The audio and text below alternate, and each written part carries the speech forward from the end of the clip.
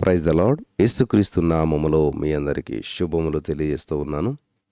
ఈరోజు చాలా అద్భుతమైనటువంటి వాక్యాన్ని మనం ధ్యానించుకుంటూ ఉన్నాం. ఈరోజు నేను చెప్పబోయే వాక్యపు టైటిల్ అంశం ఏంటంటే, నీవు ఆశీర్వాదముగా నుందువు. ఆమేన్. ఆశీర్వాద కొరకు ఎదురు చూస్తాం కదా, నీవు ఆశీర్వాదకరముగా ఉందువు.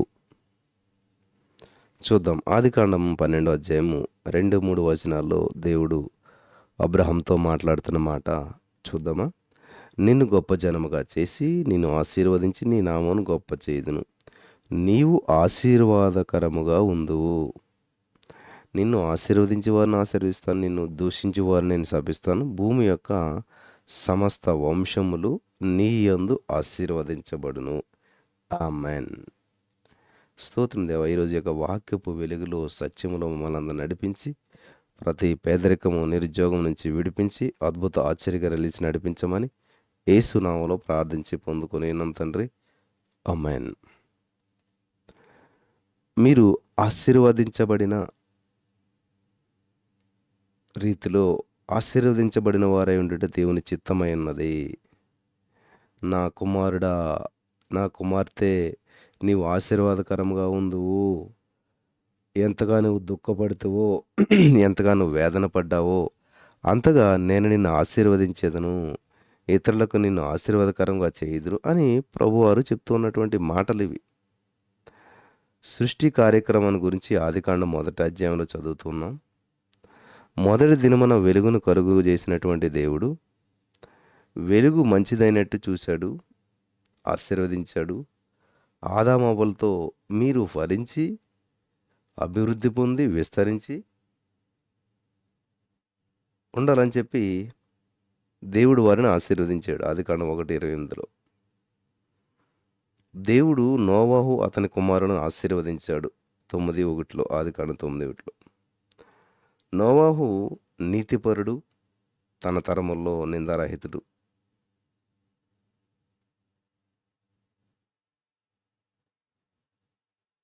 అలాగే ఆదికాండం 6:9లో ఆశీర్వదించబడిన నోవాహు దేవుడు తనకు ఆజ్ఞాపించిన ప్రకారం యావత్తు చేశాడు.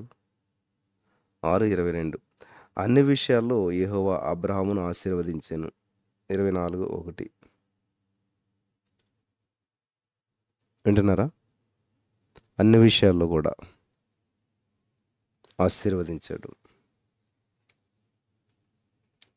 24 అధ్యాయం 1వ వచనంలో ఆకాశ నక్షత్రముల వలె సముద్ర తీరమందల ఇసుకలో నీ సంతానం నిశ్చయంగా విస్తరింప చేసేదనని దేవుడు 22:17లో వాగ్దానం చేశాడు. ఇక్కడ 17:20లో చూసినట్లయితే అతడు తన కుమారుడైన ఇస్మాయేలును గూర్చి చేసిన మనవిని దేవుడు వినెను. ఇస్మాయేలును ఆశీర్వదించి అతని సంతానాభివృద్ధి కలుగజేశాను.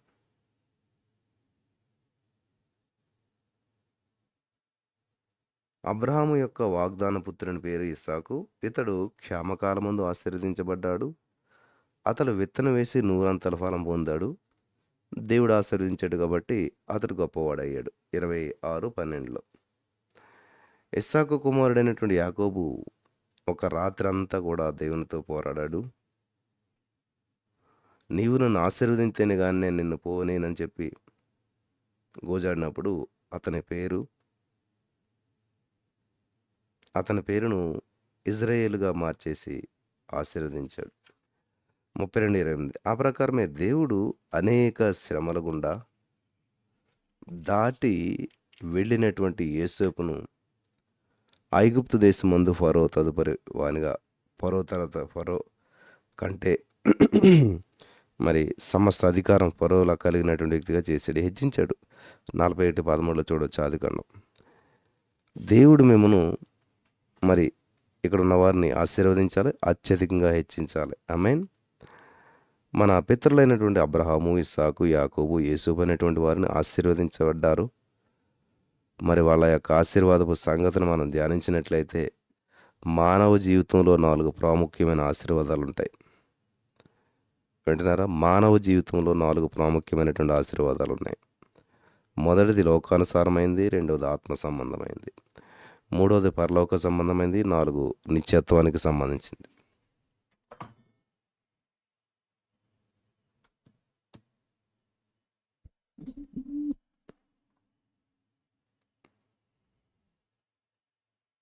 గమనించాలి, వీటన్నిటిని గురించినటువంటి అవగాహన మనకు కావాలి. అపోస్తలుడైన పౌలు ఈ జీవితకాలం మట్టుకే మనం యేసుక్రీస్తునందు నిరీక్షించిన వారమైన ఎడల మనుషులందరికంటే దౌర్భాగ్యులమైందుము అని హెచ్చరిస్తూ ఉన్నాడు. 1 కొరింథీ 15:19. అందువలన ఇహమందును పరమందును ఆశీర్వదించబడిన వారై ఉండటాన్ని మనం కోరుకోవాలి. దేవుని మాటలు శ్రద్ధగా విని వారి మీదకి విస్తారమైన దీవెనలు కుమ్మరించబడుతూ ఉన్నాయి. ద్వితీయోపదేశకాండం 28 మొదటి 14 వచనాలు చూసినట్లయితే, గర్భఫలము, భూఫలము, పశువుల మరణం, పశువుల మందలు, ఆహార పదార్థాలు, మన కష్టార్జితం ఆశీర్వదించబడుతూ ఉన్నాయి. కుటుంబంలో శాంతి, సమాధానము, బిడ్డల జ్ఞానము, చదువు, ఉద్యోగము, నివసించడానికి ఇల్లు మరియు ఆస్తిపాస్తులు ప్రభు దయచేసి ఉన్నాడు. ఆత్మ సంబంధమైన ఆశీర్వాదాల్లో పాపక్షమాపణ, రక్షణ ఉన్నాయి. రక్షణ పొందుటకు నేనేమి చేయవలనని అడిగినప్పుడు ప్రభు అయిన యేసునందు విశ్వాసం ఉంచుము, అప్పుడు నీవును నీ ఇంటివారును రక్షణ పొందుదురు అని జవాబీగా చెరసాల నాయకుడు అతని ఇంటి వారందరూ బాప్తీసం పొందారు. అపోస్తలుల కార్యాలు 16వ అధ్యాయం 31, 32, 33 వచనాల్లో. పరలోక విషయాల్లో ఆశీర్వాదం అనేటువంటిది ఉన్నతమైన ఆశీర్వాదం అని మూల భాషలో చెప్పబడింది. ఎఫెసీ 1:3 దాని గురించి సర్వోత్తమైనటువంటి మార్గమును మీకు చూపుచున్నాం అని మొరపెట్టినటువంటి పౌలు ఒక అధ్యాయం అంతా ప్రేమను గురించి రాయాలనుకున్నాడు. ముగింపులో విశ్వాసము, నిరీక్షణ, ప్రేమ, ఈ మూడును కూడా మరి నిలుచును, వీటిలో శ్రేష్టమైనటువంటిది ప్రేమ అని 1 కొరింథీ 11, 31, 13, 13. చివరిది నిత్యత్వానికి సంబంధించిన ఆశీర్వాదం. మరణం తర్వాత మనం సదాకాలం యేసుప్రభుతో కూడా ఉంటాం అనేటువంటి నిరీక్షణ మనలను బలపరచునుగాక.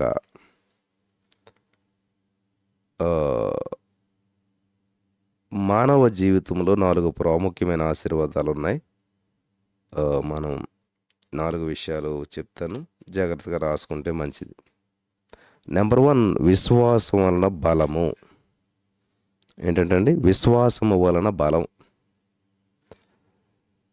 ఇక్కడ మీరు గమనించినట్లయితే ప్రియులారా, రోమా 4:21లో దేవుని మహిమపరచి ఆయన వాగ్దానము చేసిన దానిని నెరవేర్చుటకు సమర్థుడని రూఢిగా విశ్వసించి విశ్వాసము వలన బలము పొందెను.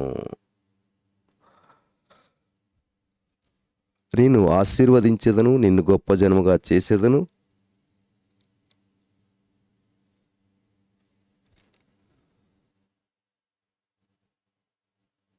నీవు ఆశీర్వాదకరంగా ఉందువు అనేటువంటిది దేవుడు అబ్రహాముకి ఇచ్చిన వాగ్దానం.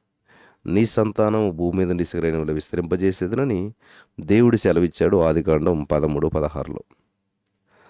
అయినా సరే ఇంచుమించు 25 సంవత్సరాల కాలం సంతాన భాగ్యాన్ని గురించినటువంటి వాగ్దానం అబ్రహాము, శారా జీవితంలో నెరవేరలేదు. వాగ్దానం పొందినప్పుడు వారి వయస్సు ఆశ్చర్యము. వాగ్దానం చేసిన వాడు నమ్మదగినవాడని బైబిల్లో ఉంది. కాబట్టి నమ్ముట మన జీవితంలో గొప్ప ప్రభావం చూపిస్తూ ఉంది. ఇది నిజం. అవిశ్వాసం వలన దేవుని యొక్క వాగ్దానాన్ని గురించి అబ్రహాము సందేహింపగా దేవుని మహింపరిచాడు. వాగ్దానం నెరవేర్చడానికి సమర్థుడని నూడిగా విశ్వసించి ఆ విశ్వాసం వలన బలం పొందారు. రోమా 4:21. అందువలన అబ్రహాము విశ్వాసులకు తండ్రిగా ఉన్నారు. విశ్వాస వీరుల పట్టిక మరి వారి సాహస కార్యాలు హెబ్రీ పత్రిక 11వ అధ్యాయంలో ఉంది. అందులో శారా కూడా తన వయసు గతించిందైనా కానీ గర్భం ధరించడానికి శక్తి పొందింది అని చదువుతూ ఉన్నాం. 11:11లో మృతతుల్యమైనటువంటి సారా శరీరంలోనికి జీవమును ప్రవేశపెట్టినటువంటి దేవుడు నేడు కూడా జీవిస్తూ ఉన్నాడు. విశ్వాసాన్ని బట్టి మనం అబ్రహాము సంతానంగా ఉన్నాము. విశ్వాస సంబంధులే విశ్వాసం గల అబ్రహాముతో కూడా ఆశీర్వదించబడతారు. గలతీ 3:9. అబ్రహాము యొక్క సంతానముగా ఆశీర్వాదమును గురించి ఆలోచించగా శాపము గురించి కొందరు ఎక్కువగా ఆలోచిస్తూ ఉన్నారు. అయితే బైబిల్ అబ్రహాము పొందిన ఆశీర్వచనం క్రీస్తు యేసు ద్వారా అన్యజనులకు కలుగుటకై క్రీస్తు మన కోసము శాపమై మనలను విమోచించెను అని బైబిల్ వాక్యం చెప్తూ ఉంది. రెండవది, మొట్టమొదట విశ్వాసం వలన బలము, రెండవది మహా ఆశీర్వాదము. నిన్ను ఆశీర్వదించి నీ నామం గొప్ప చేస్తాను, నీవు ఆశీర్వాదకరంగా ఉందువు. ఆదికాండం 12:2. నేను నిన్ను ఆశీర్వదించడం మాత్రమే కాదు, నిన్ను ఇతరులకు ఆశీర్వాదకరముగా చేస్తాను. నీవు నీ కుటుంబానికి మరి ఉబుకుచుండు నీటి ఊట వలె ఉందు. దరిద్రులు మరియు నిరుపేదల ఎడల కనికరము చూపుదు. మేలు చేయదు. నిన్ను బట్టి నీ ఇంటి వారిని ఆశీర్వదించదనని ప్రభువారు చెప్తున్నాడు.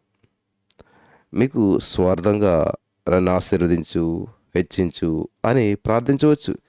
కానీ ప్రభు నీవు ఆశీర్వాదకరముగా ఉండు అని చెప్తూ ఉన్నాడు.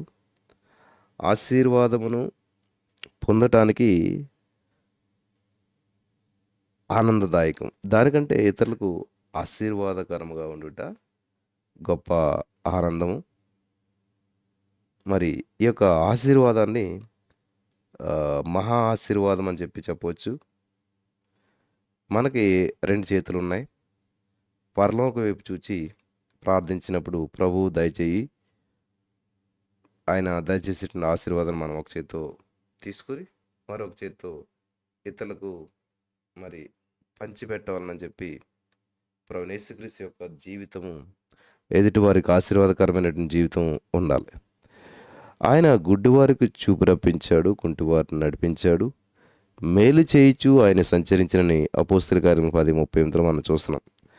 ఆయన చేసిన బోధ పరిచర్య యావత్తు జనులకు ఆశీర్వాదకరంగానే ఉన్నది.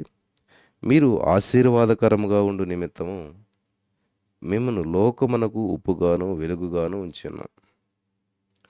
విశ్వాసులకు తండ్రి అయినటువంటి అబ్రహాము జీవితము ఇతరులకి ఆశీర్వాదకరంగా ఉన్నది.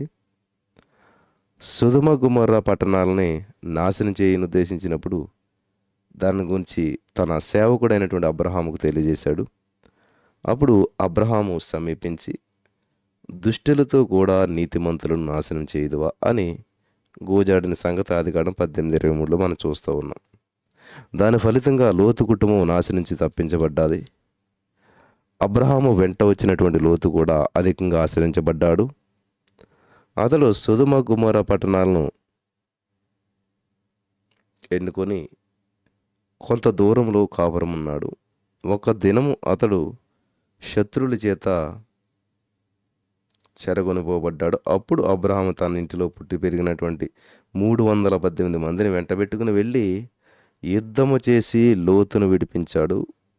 ఆదికాండం 14:14. మూడవదిగా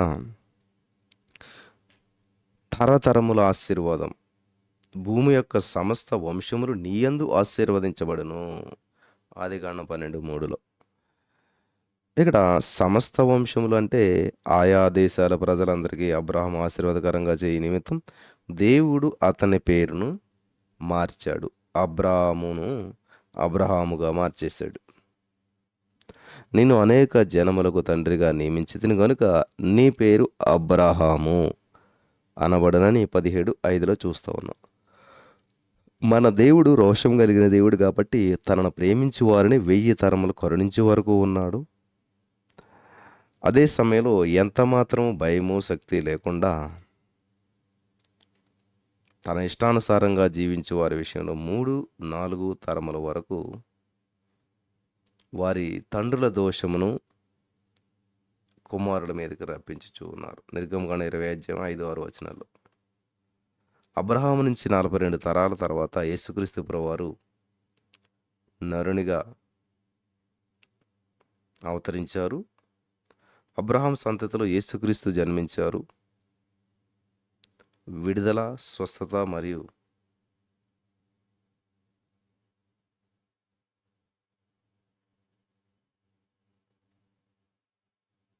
అనుదిన పరిచర్య యొక్క ప్రత్యేకంగా ఉన్నాయి. బలహీనపరచు ఆత్మచేత పీడించబడి 18 సంవత్సరాలు కాలం మరి నడుము వంగినటువంటి స్థితిలో ఉన్నటువంటి స్త్రీకి ఆయన మేలు చేశాడు. సాతాను సంబంధించిన అబ్రహాము కుమార్తె అయినటువంటి ఈమెను విశ్రాంతి దినమందు ఒక కట్ల నుండి విడిపింపదగదా అనేటువంటి ప్రభు మాటల్ని ధ్యానించాలి. యేసుని చూసినటువంటి యేసును చూడగోరిన మేడి చెట్టు ఎక్కి పొట్టి జక్కయ్య ఇంటికి వచ్చినటువంటి ప్రభు, ఇతడు అబ్రహాము కుమారుడు, నేడు ఇంటికి రక్షణ వచ్చి ఉన్నది. 119:9 లోకరీత్యా తండ్రి యెహోవా గొప్పవాడైనప్పుడు అతని సంతానము తండ్రి పేరుని బట్టి ఘనత నొందవచ్చు. ప్రకారము పరమ తండ్రిని బట్టి ఆయన బిడ్డలమైనటువంటి మనము ఘనత నొందుచున్నాము. నీతిమంతులమైనటువంటి తండ్రిని బట్టి బిడ్డలు కనికరం పొందుచూ ఉన్నారు. విశ్వాసమును గురించి మన నిజమైనటువంటి దేవుని కార్యాలు ఎన్నో అద్భుతాలు చేశారు.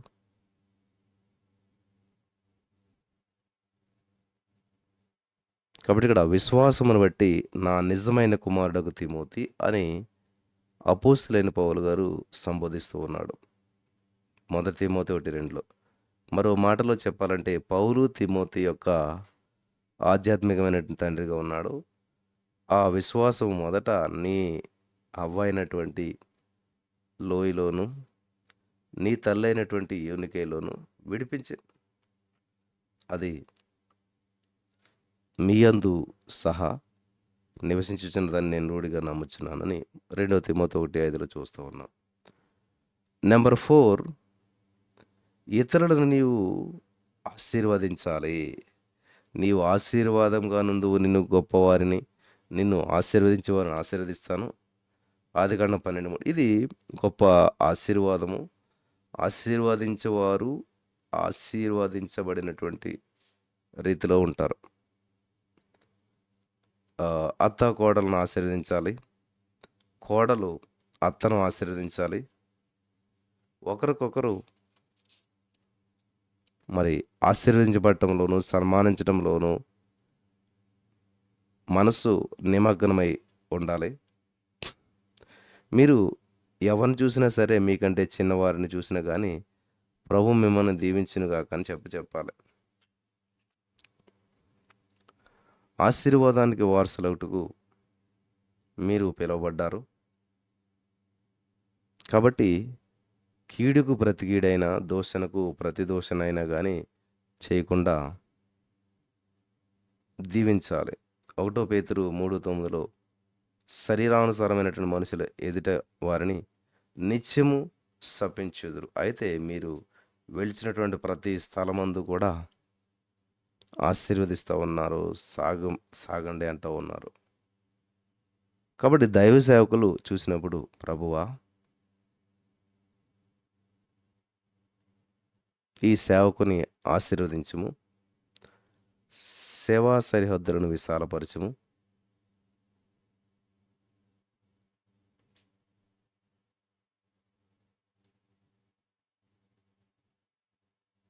Thank you Jesus.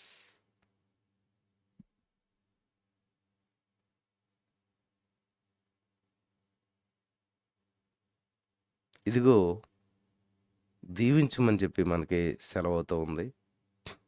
ఆయన దీవించేవాడు, మనం దాన్ని మార్చలేము. సంఖ్యాకాండం 23:20. ఇజ్రాయేలును జీవించుట యెహోవా దృష్టిలో చాలా మంచిది. బిలాము తెలుసుకున్నాడు 24:1. దేవుడు తన పిలుపులను దేవుడు తన ప్రజలను యాజకులుగా ఎలా ఆశీర్వదిస్తాడో మనం చూడాలి. చూద్దాం. ఆదికాండం 6:24-26 యెహోవా నిన్ను ఆశీర్వదించి నిన్ను కాపాడును గనుక యెహోవా నీకు తన సన్నిధిని ప్రకాశింపజేసి నిన్ను కరుణించునుగాక.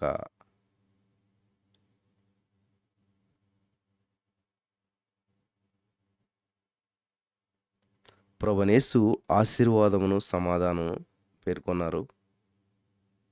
మరి ఇంటింటి వారికి శుభమని చెప్పండి. ఆ ఇల్లు యోగ్యమైనదైతే మీ సమాధానం దాని నుంచి వచ్చును. అది అయోగ్యమైనదైతే మీ సమాధానం మీకు తిరిగి వచ్చేస్తుంది. సహోదరి స్నేహితులారా, నిరుత్సాహం వలన బలం పోయింది. అబ్రహాము నది వలె ఆశీర్వాదాన్ని మరి తరతరాల ఆశీర్వాదకరం పొందుకున్న నిమిత్తం ఇతరుల్ని ఆశీర్వదించాడు. ఆ విధంగా ఒకరినొకరు బ్లెస్ చేసుకుంటూ వెళ్ళినట్లయితే అద్భుతమైన ఆశీర్వాదాన్ని మనం చూడగలుగుతాం. నువ్వు ఆశ్రయించబడటం మాత్రమే కాదు, ఆశీర్వాదానికి వారసులుగా ఉండే అవకాశాన్ని దేవుడు కల్పించాడు. ఆమేన్. ఈ మాటల ద్వారా దేవుడు మనల్ని బలపరచును గాక. ఆమేన్.